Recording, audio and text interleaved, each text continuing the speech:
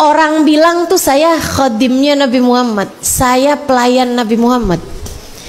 Saya kalau inget-ingetin, kayaknya nggak pantas deh saya disebut melayani Nabi Muhammad. Karena sejatinya kayaknya banyakkan Nabi Muhammad melayani saya daripada saya melayani Nabi Muhammad.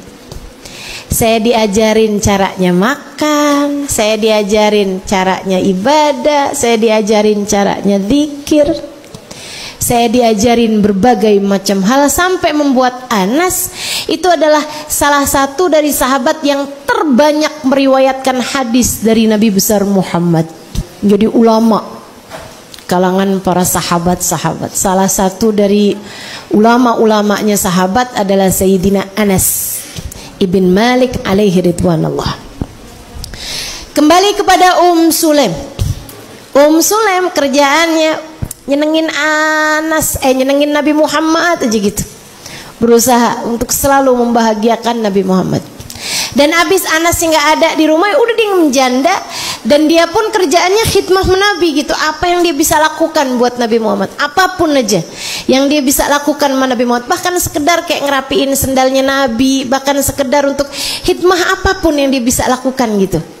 Saudaraku sekalian saya muliakan, satu waktu ada orang Yahudi kaya namanya Abu Tolhah datang melamar Sulaim.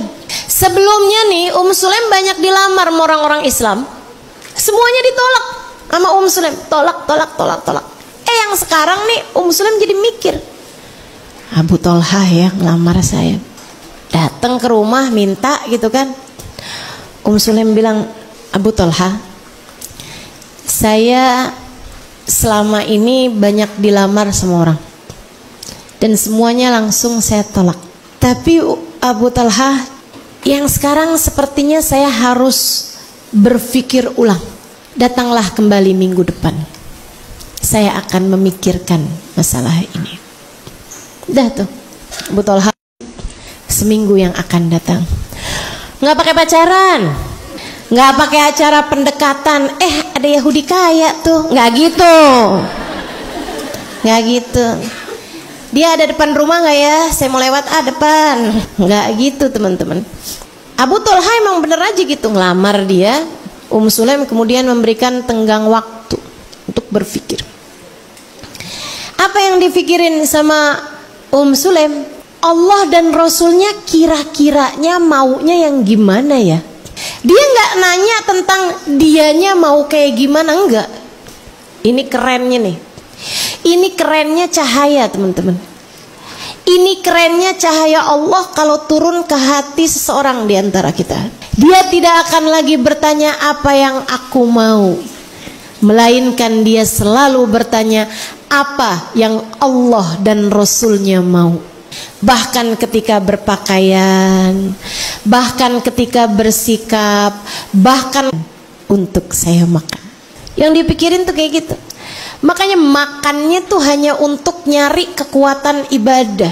Kalau dia melakukan apapun, semuanya tuh dinisbatkan apa nih bagusnya buat agama Allah kalau saya memutuskan hal ini. Dia nggak lagi berpikir tentang apa enaknya saya dapat apa nih, enggak. Akan tapi Islam dapat apa dengan saya memutuskan ini. Allah dan Rasulnya apa nih yang didapat dengan saya memutuskan ini. Itu sih Sulaim. Menurut saya akbar doa fil Islam, salah satu dari daiyah terbesar dalam Islam nih Sulaim. Dia selalu berpikir apa yang bagus nih buat Islam. Makanya ketika yang melamar orang-orang Islam ditolakin semua sama Sulaim.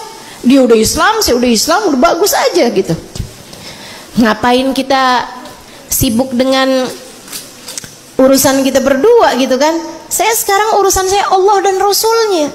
Nah ketika yang datang mau melamar dia adalah Yahudi kaya. Nah nih dia belum Islam dan dia kaya raya teman-teman.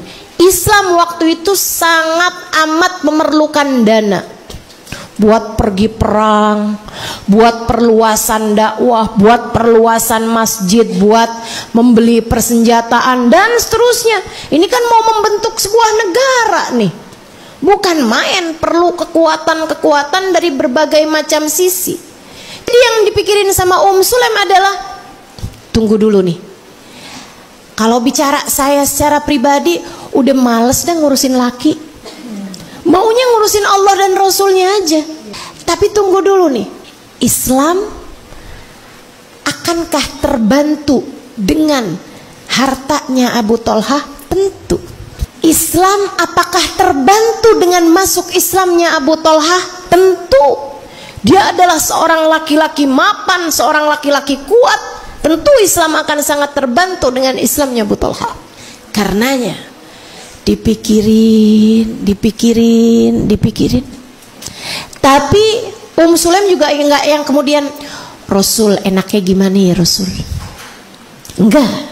Sulaim istikharah, minta petunjuk dari Allah Subhanahu wa taala.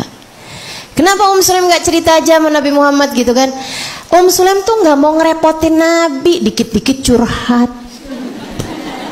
Itu bukan kelakuan tuh. Para sahabat tuh enggak kayak begitu, teman-teman. Para sahabat tuh kalau Nabi Muhammad enggak ngulurin tangan, mereka enggak salaman. Apalagi berebutan.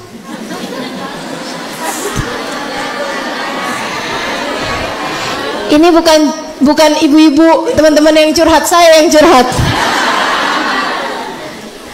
Ya boleh lah ya, curhat akhir tahun.